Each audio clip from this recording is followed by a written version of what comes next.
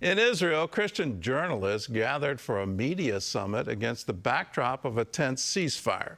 CBN Middle East correspondent Julie Stahl has more.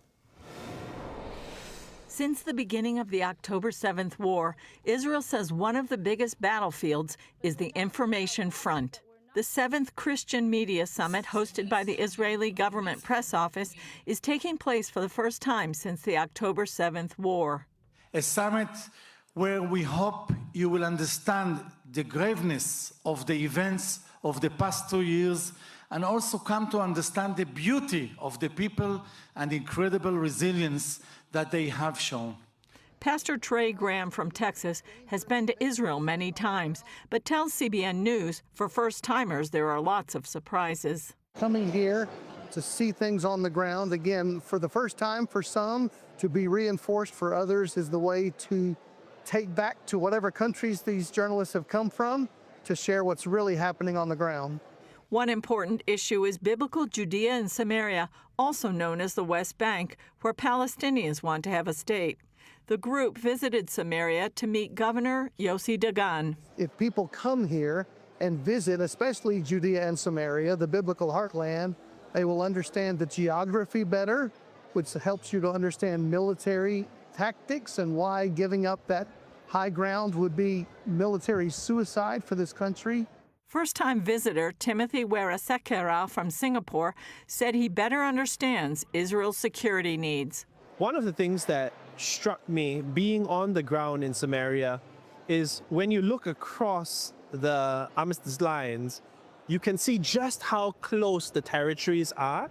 And to see that Tel Aviv is just an artillery shell away from where we were in Samaria made me think a lot about Israel's need to defend itself and the need to have a security buffer zone in that place.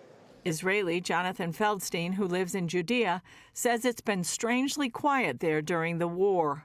But we know that Hamas is there. We know that Hamas is crying. We know that our Arab neighbors don't love us. And all it will take is one little trigger for something else to start there. Julie Stahl, CBN News, Jerusalem.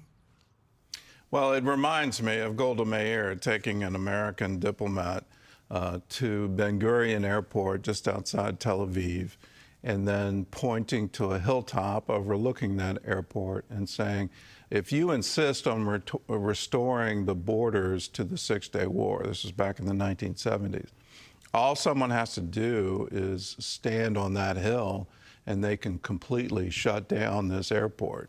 They won't need sophisticated weapons to do it. They won't even need artillery or rockets. They can do it just with a rifle.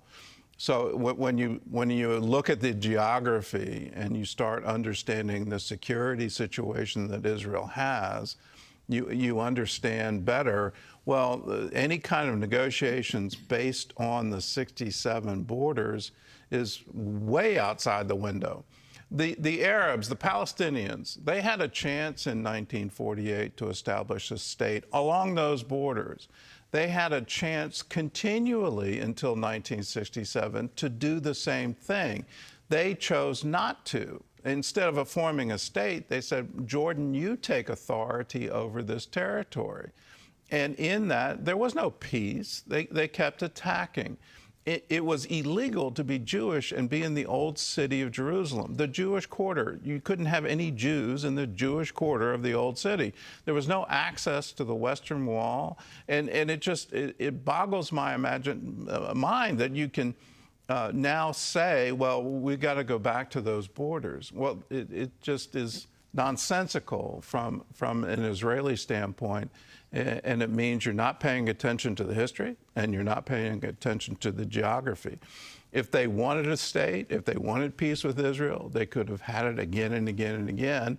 How many wars do they need to lose before the world wakes up? That ideology is absolutely embedded within the Palestinian people.